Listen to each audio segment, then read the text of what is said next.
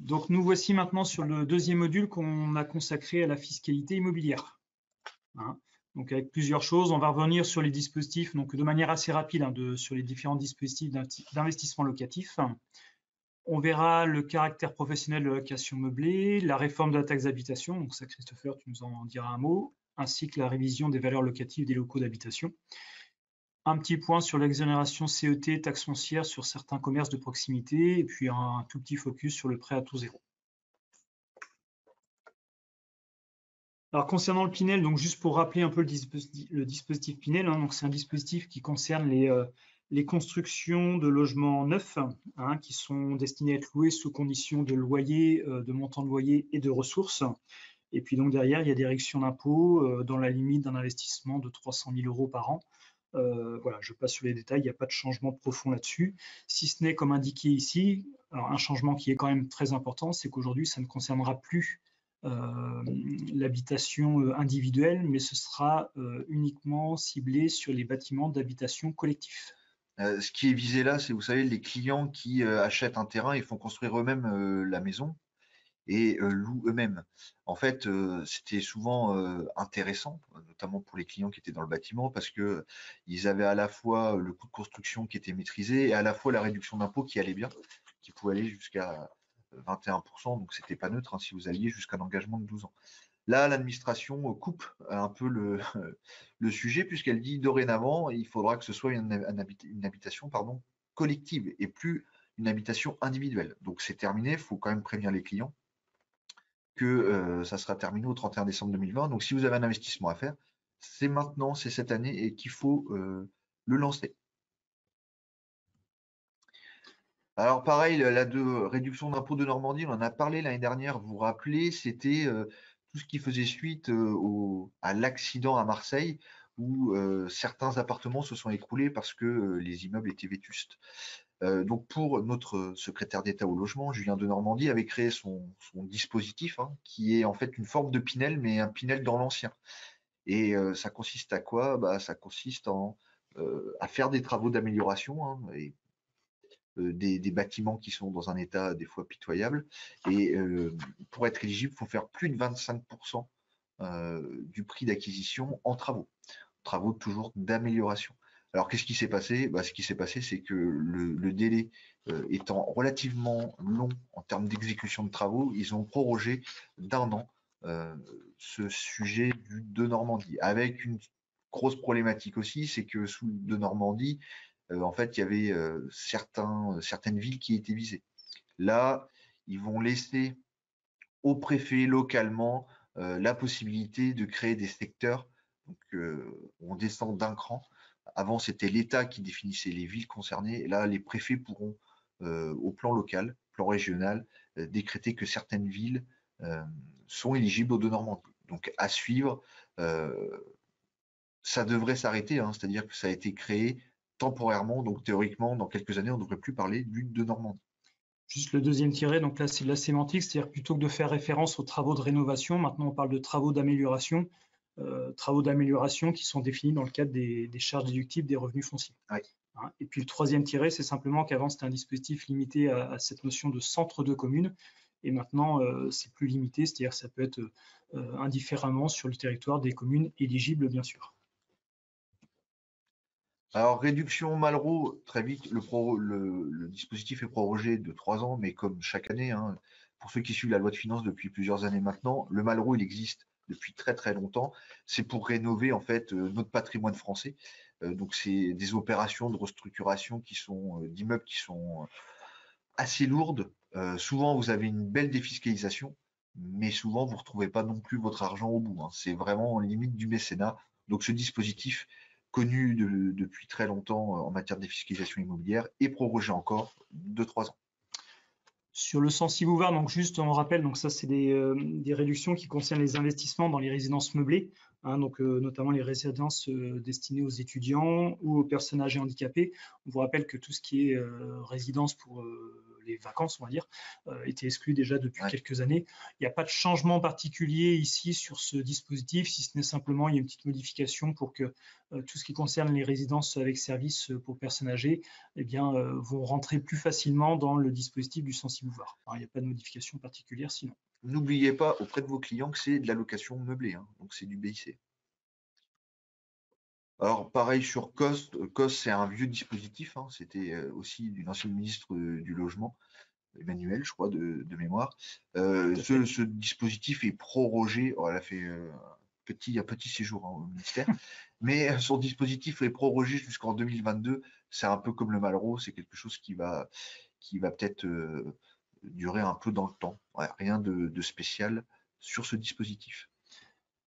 Voilà une petite précision sur le caractère professionnel de l'allocation meublée, hein, et notamment donc maintenant il est la condition d'inscription RCS a été enlevée pour apprécier le caractère professionnel de l'allocation meublée. Alors attention, ça a été enlevé sur le plan fiscal puisque il y a cette notion de caractère professionnel sur le plan fiscal où là il y a deux conditions aujourd'hui, hein, donc elles sont indiquées ici. Donc les recettes annuelles qui sont tirées de ces revenus doivent être supérieures à 23 000 euros. Et puis la deuxième condition, c'est que ces recettes doivent excéder les revenus professionnels du foyer fiscal.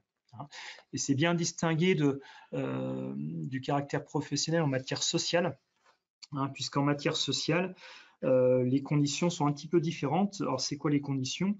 Il faut louer une clientèle y effectuant des séjours de courte durée, journée, semaine, voire au mois. Et puis la deuxième condition, c'est la même pour les recettes, c'est-à-dire que les recettes doivent dépasser 23 000 euros. Et dans ce cas, le caractère professionnel en matière sociale est reconnu et donc les revenus des locations meublées, du coup, sont soumis à charge sociale. Alors la question à 10 euros, c'est que aujourd'hui, on n'a pas de contrôle du RSI sur le sujet. Donc, on a toujours la même question qui est souvent posée par vous d'ailleurs, mais par vos clients indirectement. Qu'est-ce qu'on fait? Nous, notre position, c'est tant que le RSI vient pas nous embêter, on laisse un peu courir. Donc, s'il n'y a pas de cotisation sociale, je dirais le régime location meublée est un super dispositif, hein. Je vous rappelle que vous avez la possibilité d'amortir quand vous êtes en LMNP. En LMNP, vous avez la possibilité d'amortir le bien au réel et de ne pas en tenir compte au moment où vous revendez, ce qui est quand même un super dispositif. Je ne sais pas si ça durera longtemps, on a déjà discuté aussi, on en reparlera lors de la loi de finances complémentaire. Donc, pour l'instant, sur le RSI, on fait un peu les morts. Sur la taxe d'habitation, donc il était déjà lancé, je dirais, la suppression de la taxe d'habitation pour certains revenus, pour certains contribuables, sous conditions de ressources. Donc ça continue à suivre son chemin. Et par contre, donc, dans la loi de finances de cette année, a été instaurée la suppression progressive de la taxe d'habitation pour l'ensemble des foyers, sans condition de revenus, avec une exonération de 30% en 2021, 65% en 2022 et 100% en 2023. Donc le principe, c'était une des mesures du programme Macron.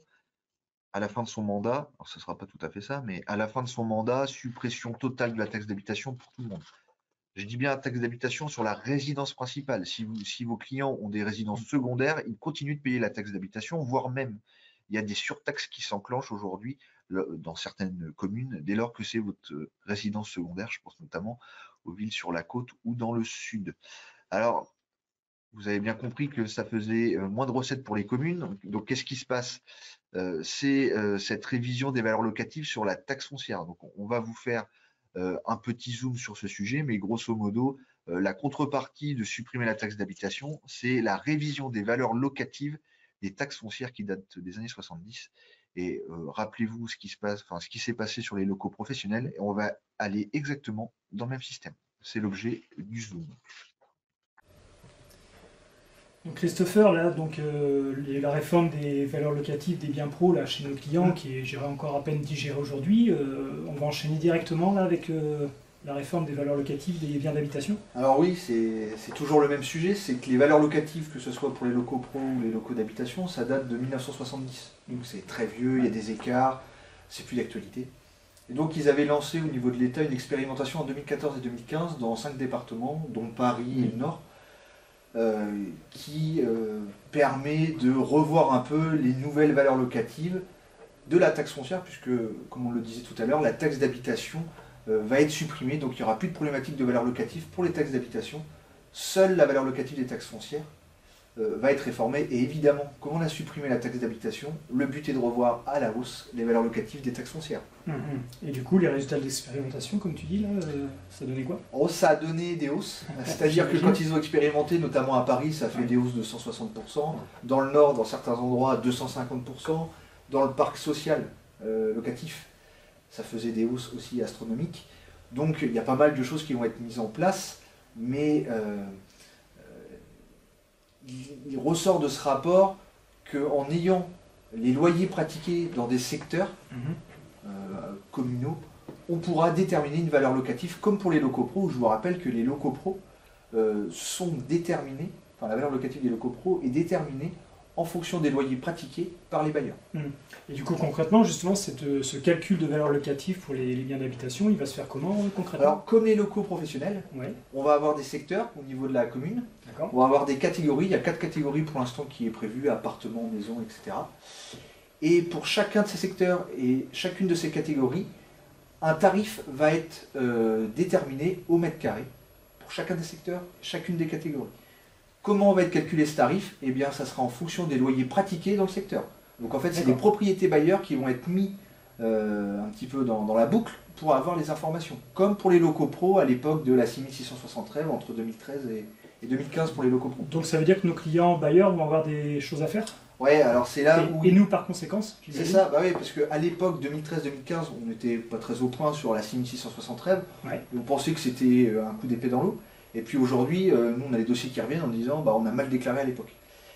Là, les propriétaires bailleurs, donc je dis bien les propriétaires bailleurs, vont être informés avant 2021-22 d'un courrier indiquant qu'ils doivent nous donner la surface du bien, le loyer pratiqué, l'état du bien. Et en fonction de ça, l'algorithme de l'État, comme pour les locaux pro, va calculer par secteur et par catégorie un loyer théorique qui sera le tarif au mètre carré. Quelque chose d'aussi simple que les locaux pro. Ça marche. Et toi, du coup, t'en penses quoi de cette réforme? Bon, bah alors, évidemment, les écarts ils sont trop importants avec les années 70, on l'avait déjà dit l'année dernière. Le problème, c'est que ça ne tient pas compte de l'état d'entretien de la maison, de l'appartement. Ça ne tient pas compte des travaux que tu as pu faire. Et en plus, les loyers, on sait tous que des fois, quand c'est les clients des deux côtés, il y a des loyers qui sont soit normalement bas, soit normalement hauts. Donc la réforme va être compliquée à mettre en œuvre parce que dans l'habitation, il va falloir faire le tri entre tous les loyers pratiqués. Et puis le dernier point, c'est que c'est étalé sur 6 ans. Et que là, politiquement, qui va supporter cette réforme? Ça, aujourd'hui, je ne le sais pas. D'accord. Donc des actions à faire en 2023 pour nos bailleurs, et puis probablement derrière des augmentations à attendre. C'est ça, qui compenseront la baisse de la taxe d'habitation. Parfait. Merci pour ces précisions. Alors ici, deux petites mesures concernant des possibilités d'exonérer de CET des entreprises, notamment des commerces de proximité. Et donc là, on a mis, donc il y a deux typologies d'exonération, donc pour des zones de revitalisation des commerces en milieu rural ou les zones de revitalisation des centres-villes. Donc là-dessus, il y a un arrêté de classement qui doit déterminer le classement des communes qui rentrent dans ces deux dispositifs. Et on a indiqué en dessous les conditions. Donc sachez, voilà, vous pouvez, vos clients peuvent peut-être prétendre à ces exonérations et à ce moment-là, on vous invitera à consulter le détail. Vous savez, c'est un peu comme la ZRR et ZFU. On a tous les ans des questions qui sont aussi dans le top 3 des problématiques qui nous remontent au niveau du club fiscal. Je vous rappelle que la solution miracle, ça reste le rescrit auprès des impôts, tant pour vous sécuriser que sécuriser le client. Et enfin, juste un tout petit focus là sur le prêt taux zéro, puisqu'il était prévu que le prêt taux zéro soit recentré sur les seules zones A et B1, c'est des zones qui sont en déficit de logement. Et donc la loi de finances 2020 supprime ces dispositions et donc proroge, comme indiqué, proroge le financement des logements neufs dans les zones B2 et C.